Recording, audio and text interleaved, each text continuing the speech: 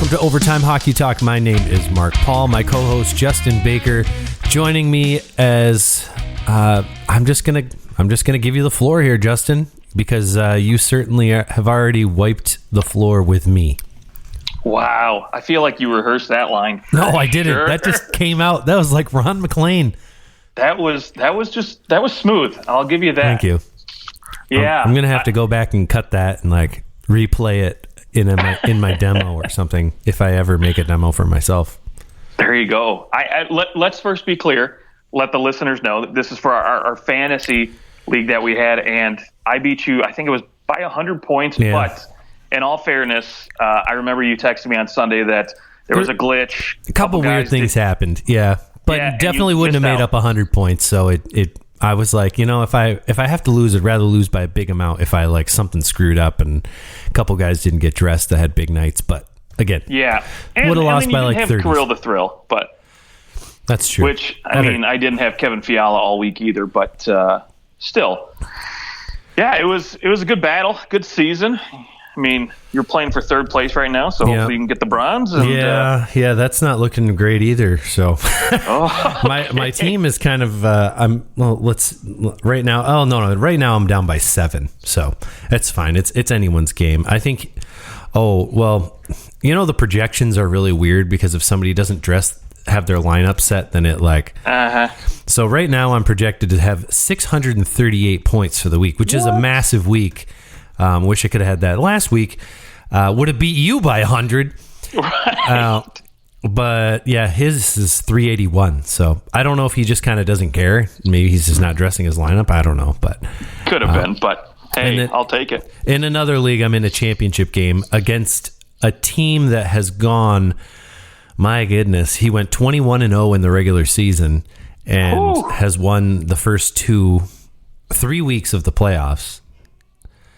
So, the first 2 weeks? Is that what it is? First 2 weeks of the playoffs. It depends so how many teams you have. So he's 23-0 right now. We had who's on his this team? league was 14 teams.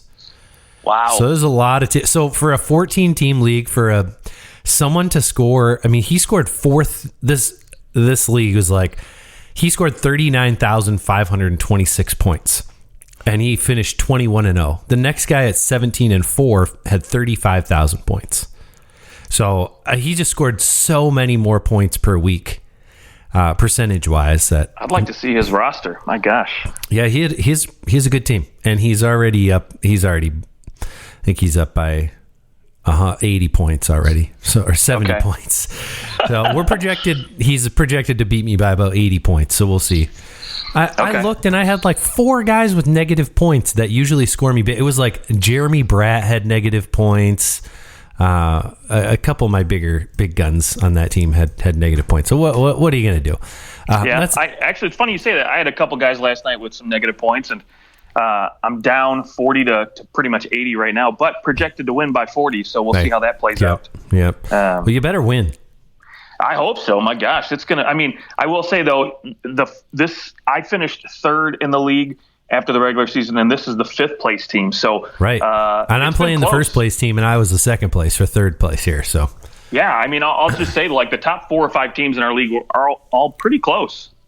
Well, and I guess the tough part about fantasy is that you can have, especially hockey, where we had 20 weeks or so, 19 weeks, and you can have a phenomenal 19 weeks and then have one bad week and you're done.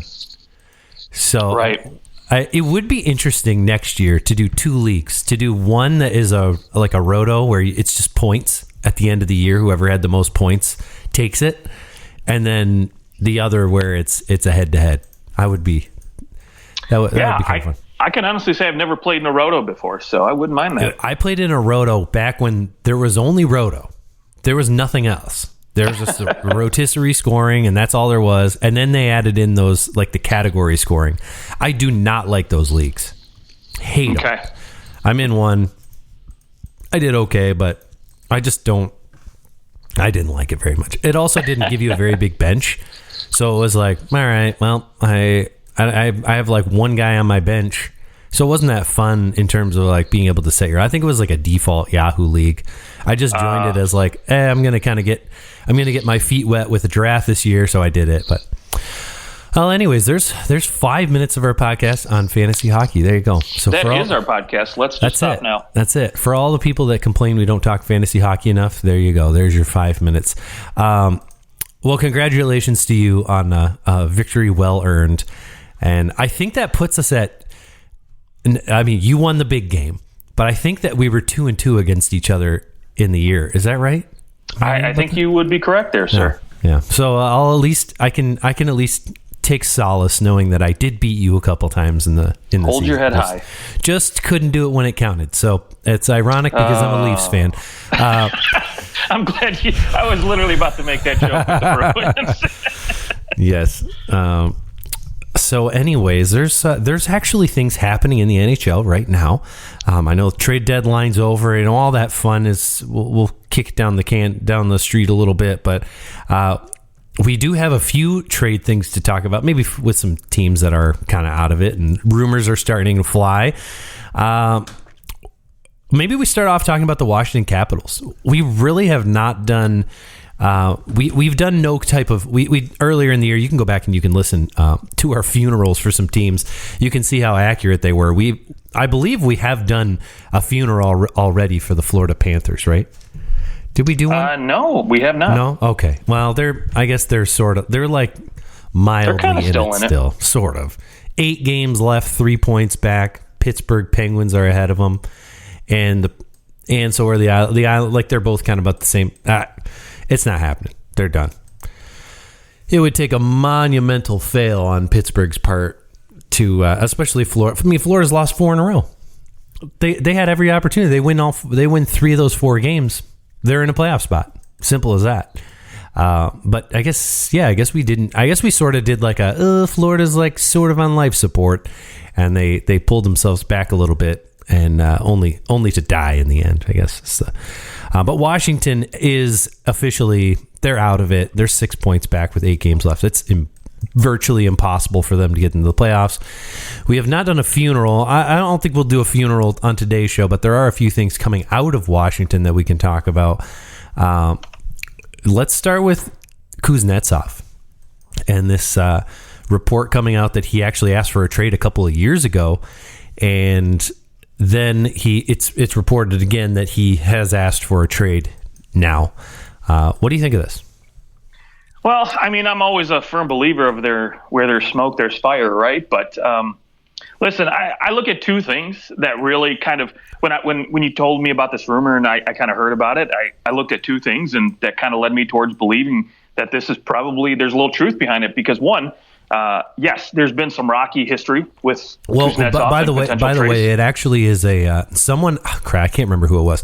Someone read a Russian article from like a couple years ago that got buried. That like nobody found it in English, I'll say, and someone found this old article from a couple years ago where he actually said in an interview that he asked for a trade. So that, at least from a couple years ago, is confirmed. He did actually say that. Yeah, and the current reports from Match TV, which again is Russian, right? And so, anyways, but again, going back a couple years ago, there's been a rocky history, right? And then this year they go out and they sign an extension with Dylan Strome. They bring him in, right? Don't know, specifically if they gave him extension because they don't see a long-term future with Backstrom, or maybe it's because they don't see a long-term future with Kuznetsov, right? So.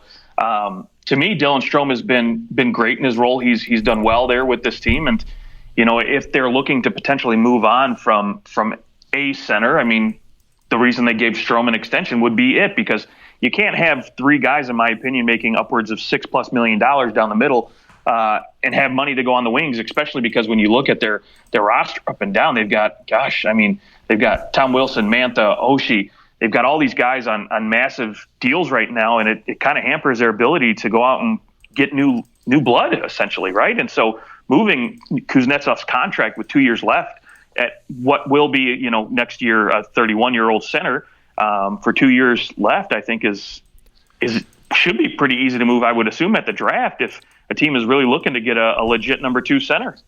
Yeah, I think so. And I mean, he can submit a 10-team no trade list. Okay, that's fine. Am I looking? Yeah, the right guy. Yeah, Kuznetsov can. 7.8. And I don't think they'll need to retain any salary on that. I mean, it's a good deal for someone. This year he's having a little bit of a down year. It's 58 points or 53 points in 73 games. The goals are way down from last year, putting up 24. But he's on a team that's not that good, and it's pretty clear that this whole scenario has affected him. I mean, he was a point per game player last year. Almost a point per game player in the playoffs. I mean, I think he's somebody who a lot of teams would look to go, wow, we can jumpstart wherever we are at by bringing in Kuznetsov for a couple of years. If you're kind of on that upswing, bringing in Kuznetsov as your maybe number 2 center, and suddenly you're in a pretty good position. I look at, I guess, possible destinations for a guy like Kuznetsov. Man, I look at somewhere like Buffalo. I think Buffalo would be a great spot for him, where you have some expiring contracts. You've got Okposo's deals up. They have the cap space to bring him in. They've got some younger talent to be able to maybe trade for him. I don't think that it would cost a ton to get Kuznetsov at this point, because you're kind of doing them a solid by taking his salary. But you look up the middle. I know they've got Tage Thompson. There's Peyton Krebs and Dylan Cousins and Middlestat, and Kuznetsov comes in there and immediately kind of validates that top 6.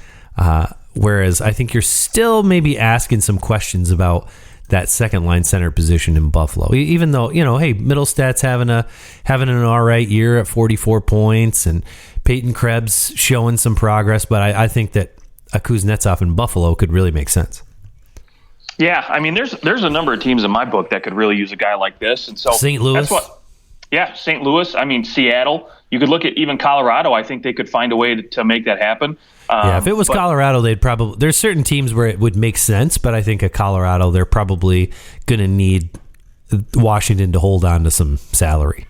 Yeah, and who knows? Maybe they bomb out right early in the playoffs, and so they're willing to part with something a little bit more, maybe a second-round pick and a prospect, but to send some salary back the other way. But another team, I look at too that I think could really use a number 2 center, and maybe you jettison a guy like Sam Bennett or Sam Reinhart, but Florida Panthers can really use a legit number 2 center. And I think for Kuznetsov, the one thing he's always been successful at is the apples, right? He's never been a goal scorer, right?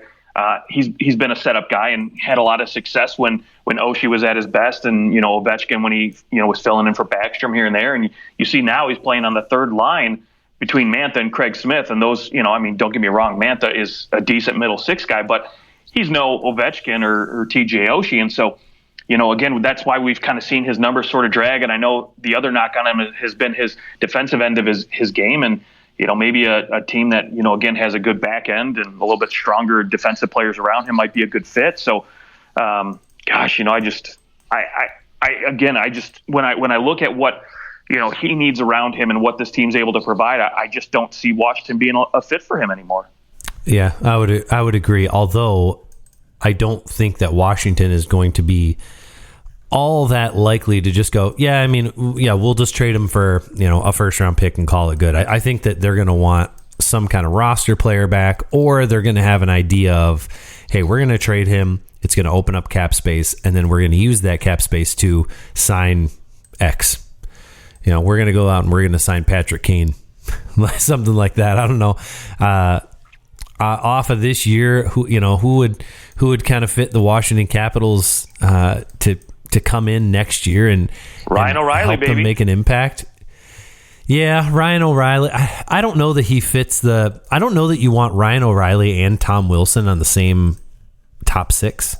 Listen, the one thing I think that they missed down the middle outside of Backstrom is they need a guy who's very, very good defensively, and Ryan O'Reilly to me fits that bill.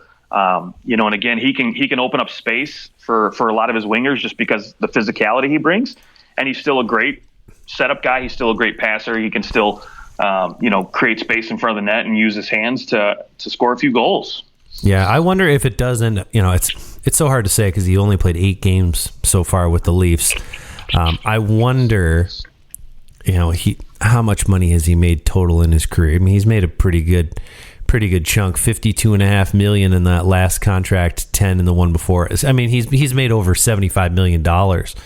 I wonder if he'd be willing to sign with the Leafs for cheap, being an Ontario kid and seeing what, depending on what happens this year in their playoff run, if it really works out and it fits, I could see him being kind of that Giordano, maybe not. I don't think that he'll sign a league minimum kind of deal, but I do think you could see him. Maybe he comes in at the, what is he costing them right now? He's costing them 1.875. Maybe like a $3 million kind of $3.5-4 million player.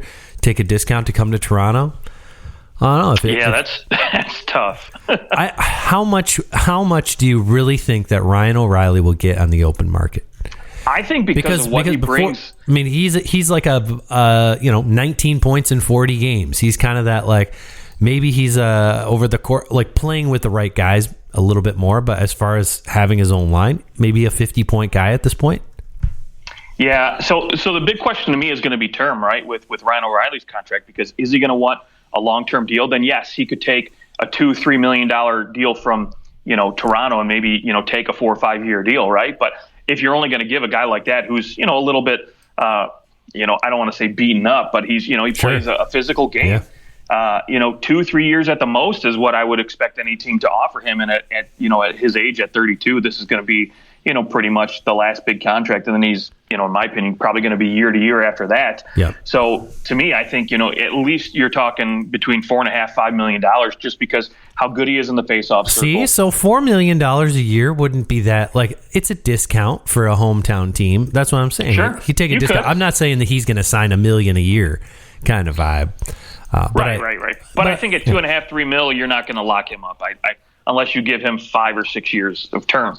Sure. Yeah. If you just basically you give that term so that which I don't at 30. Yeah, I guess at 32 you can. You just can't do that at 35, right? 35 is the cutoff where once you sign a guy, you're effed if he doesn't. Well, play. Yeah, the cap hit hits you if he retires kind of deal. Right. Yeah. Okay. Well, with the Washington Capitals also kind of comes this. I guess Peter Laviolette is in the final year of his deal, and apparently contract talks have stalled. So what do we think about Peter Laviolette's job as the Washington Capitals head coach? And is this something where he's going to, is he going to be back next year?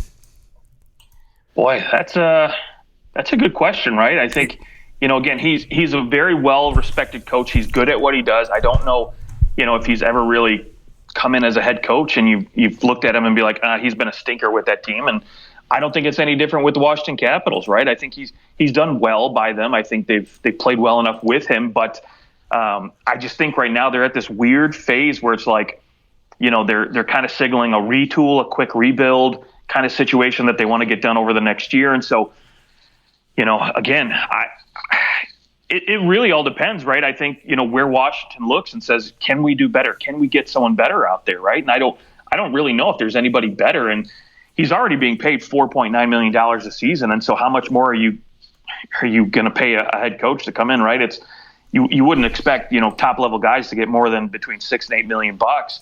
Because I know Babcock at one point was the highest paid at $8 million bucks, but yeah, I mean, I wouldn't suspect there's any coaches out there really that are going to garner too much more money that you think can come in and do that much better of a job than he. And it's, again, it comes down to whether or not you think his system is going to work over the next few years for your last, ditch effort with Backstrom and Ovi. Yeah. I mean, of course, hey, whatever he's doing to help Ovechkin score his goals, putting him in the right positions. I mean, he's got 42 goals so far this year as a 36-year-old. Is that how old Ovechkin is now? 37. He old. 37. So, I mean, he's doing everything that he can, and that's really what honestly, hey, teams win the Stanley Cup. Someone wins the Stanley Cup every year.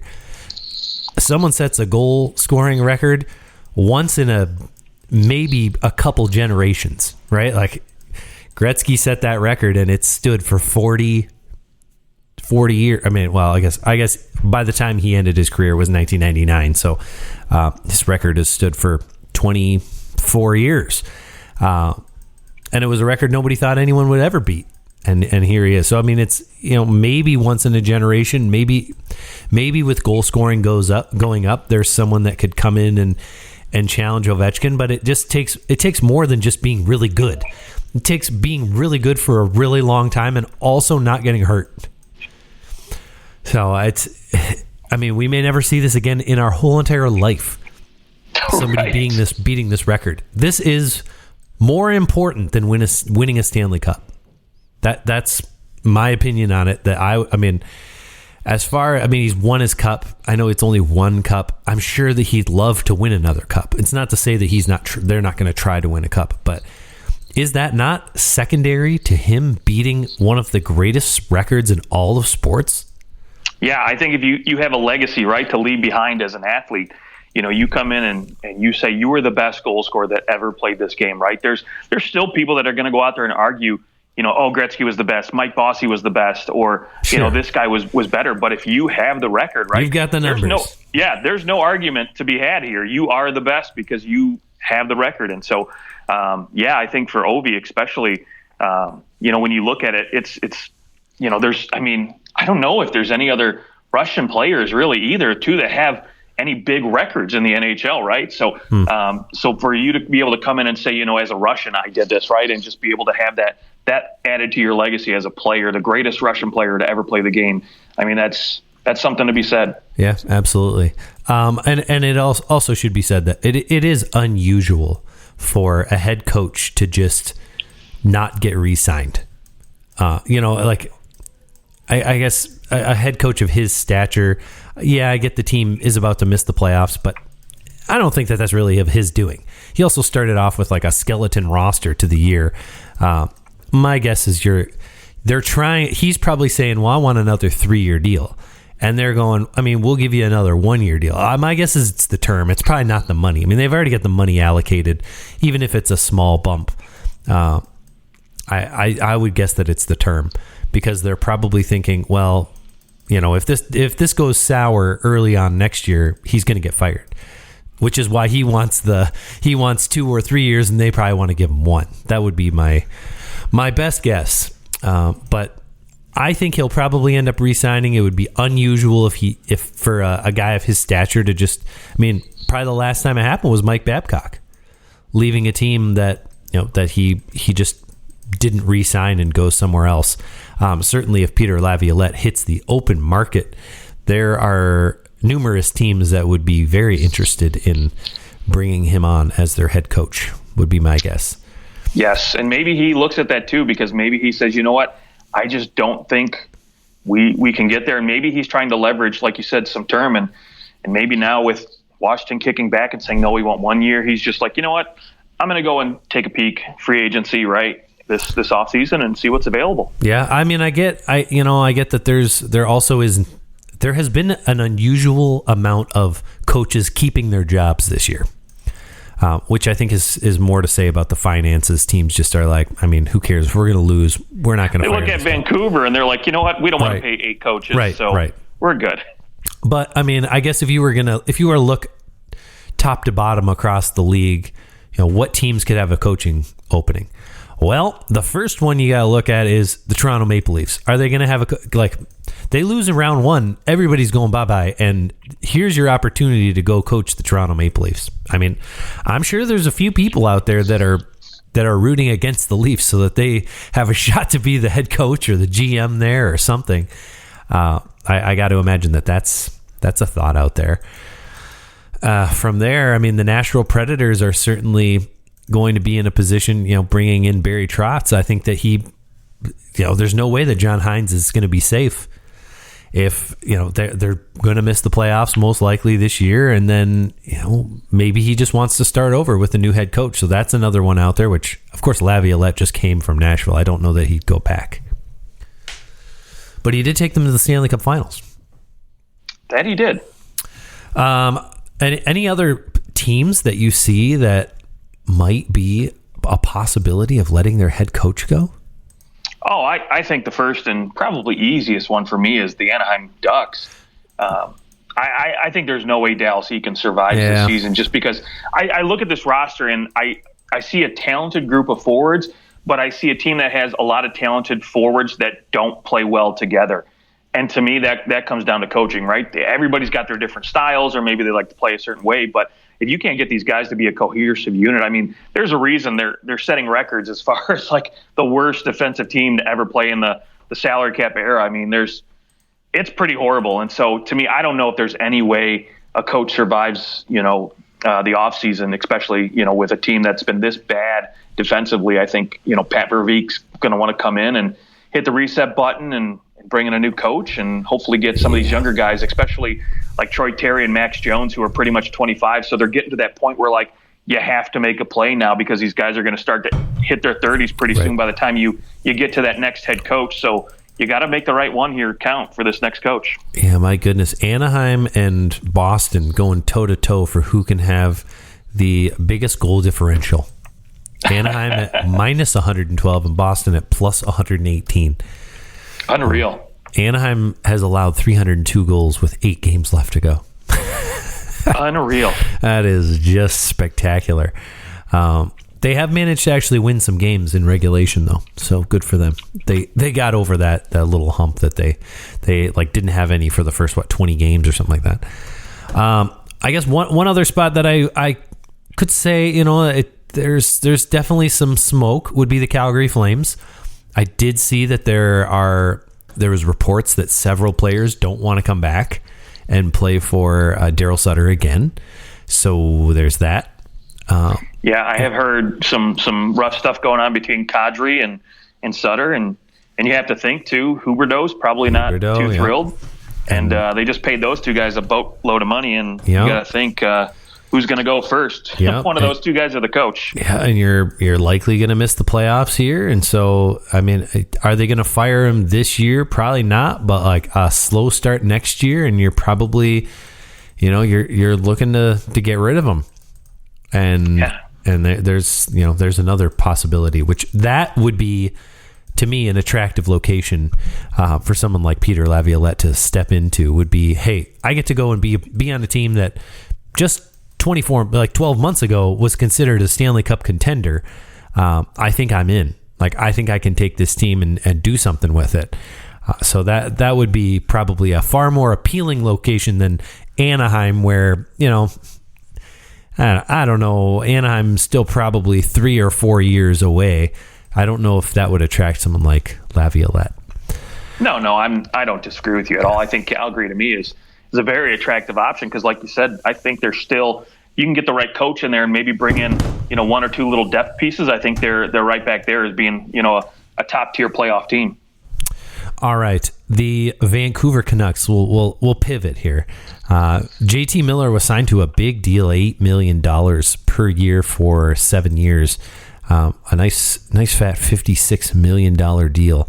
So he is now being rumored to be a possibility that he's traded, which I know that was a possibility at the deadline. It didn't happen, and everything settled down.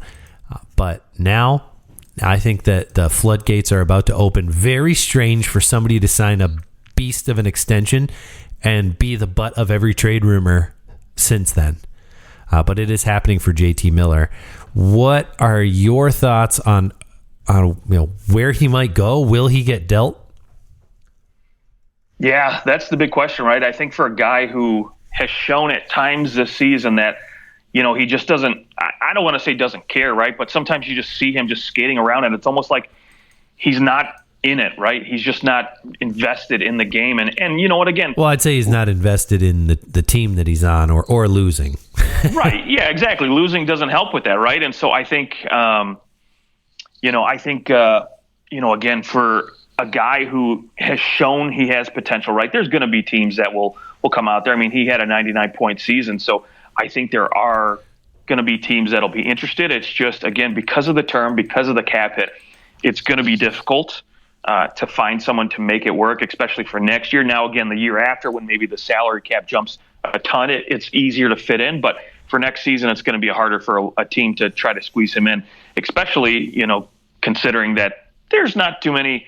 Well, I shouldn't say there's not too many, but Vancouver is going to be a team that's not going to take on salary back the other way either, because right now they're already projected to be over the salary cap, by a couple $1 million as it stands. So someone's got to go. There's going to be some moves for this team. So again, they're not going to be, in my opinion, not going to be taking back money the other way, to get a team to take on that kind of contract. Yeah. And, the fact that he's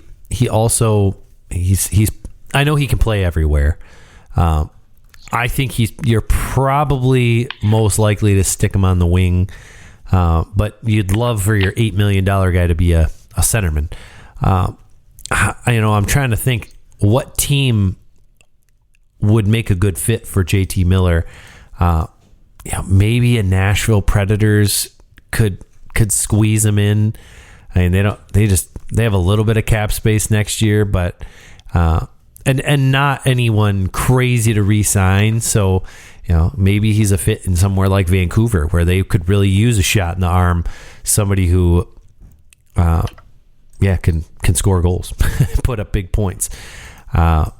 Other teams, maybe going to a Colorado Avalanche would be a location where he could kind of get infused with passion again, which, if that's the problem, that's a great place to go and be around guys who can win and guys who are fired up. Possibly he fits that kind of vibe. I mean, he did come from, he was on Tampa Bay for a while and New York, two places where he certainly was in they had opportunities to win and he thrived. And the Florida Panthers would be another team that could use a JT Miller. And I know they'd have to send salary the other way, but they're definitely somebody in my mind that could use somebody who just can put up points, score goals. Yeah, I have two teams when I looked at JT Miller that I thought could fit very well. The first one, the Pittsburgh Penguins, apparently, at the deadline, their trade talks went what they're referring to as pretty deep. People thought the trade was done. Right, exactly. So, again, I think he still could be a good fit there. Jason Zucker's money's coming off the books.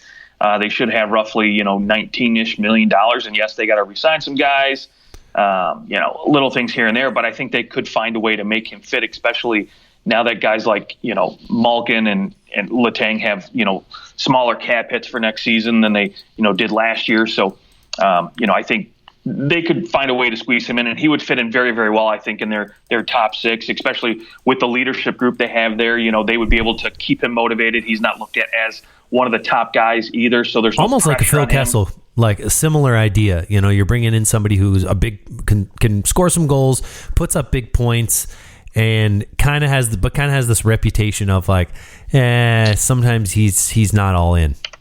Right. Yeah, and then the second team I thought of, just because, again, they're having a couple big-name guys coming off, this offseason where they acquired them at the deadline, and that's the New York Rangers.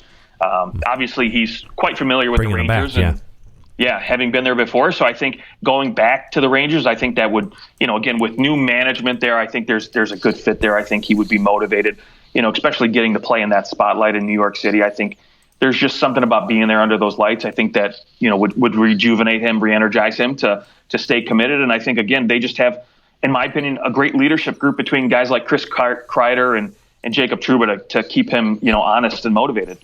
How about now? Okay, let's go down this road. Let's say right now, when you look at the standings, it's likely the teams that are going to be up for the Bedard, most likely to win the Bedard sweepstakes, are going to be San Jose, Chicago, Columbus, and Anaheim. Those four teams are going to have the best odds. I think that's all but determined at this point. Yeah, that is the case. Unless they go and rattle off 10 wins in a row, which is not going to happen.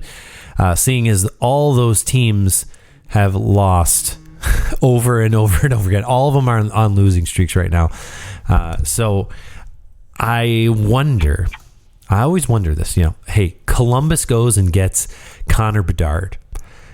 And then they've got Johnny Gaudreau. They also have Patrick Laine. Does that all of a sudden make them a team that someone like a JT Miller would be willing to go to? Or, hey, we've got Connor Bedard, and you could come play in San Jose, and and we can kind of rebuild around these different guys. Maybe not San Jose so much, but I think I'm looking at Columbus, where they have some established veterans. If they go out and they grab even a top 2 pick, and they get the next guy, off the top of my head, I can't remember his name. They're going to be in a great position to acquire to attract some free agents, because if you can say, hey, we got the best player coming, and we also have some pretty darn good players too, we are going to be good fast. We get a good goalie, we get a couple defensemen, and suddenly we're going to be very, very good in this Metro. That, in some respects, the Metro is sort of starting to, yes, the Devils are on the upswing, but Pittsburgh, the Islanders, even the Rangers to a certain extent are starting to be you're going to start asking questions. Are these teams going to age out of where they are? At least Washington's already at that point. Philadelphia's way past that point. So I don't think that it is out of the realm of possibility that if Columbus goes out, gets Connor Bedard, and he's as advertised, that Columbus is in the playoff conversation next year. Well, I think it's no doubt that Connor Bedard's going to elevate a team to the next level, right? And I think a lot of people thought Columbus was going to be a bubble team this year when they added Johnny Gaudreau, just because of his ability to score goals and what he brings. Sure. And assuming that guys like Cole Sillinger and Kent Johnson take those next steps, right? So, again, assuming those guys do take next steps and, things continue to go well and maybe they figure out the goaltending, Columbus very well could be a playoff team without a Connor Bedard. So, to say that adding a guy like him, to say that adding a guy like him would make him, I think that's almost a no-brainer. I think they have to be considered a playoff team at that point, assuming that he's everything as advertised, right? So, it sure does. And so, I have no doubts that a team like that would be attractive to a guy like JT Miller. Now, again, is he looking for, the bright lights, that type of, atmosphere that, New York or Miami can offer that obviously Columbus cannot? But are we really going to say that the bright lights are out in Miami for hockey? I guess maybe not necessarily for hockey. A little bit though. They're it's an attractive place to play. At least. Exactly. It's warm and it's flashy. Yeah. Yeah, it's an attractive place to go. Yes, Columbus is not on anyone's list of my God, I have to go to Columbus and spend a week there. Right, just like St. Louis. Yes, people go to Columbus for the Arnold, the bodybuilding competition. They go there to get a bunch of free samples and then they leave and come back the next year. That's it. Any final thoughts before we get out of here? You know what? I'm just going to wish you the best of luck with the fantasy playoffs the rest of the way out. So, well, thank you. You too. I truly do hope that you win the championship, because I don't want to have lost to a loser. Well, I appreciate that. That makes my heart warm. Yes. All right. Well, you can find us on Twitter at OT Hockey Talk. Thanks for listening, and we will talk to you next week.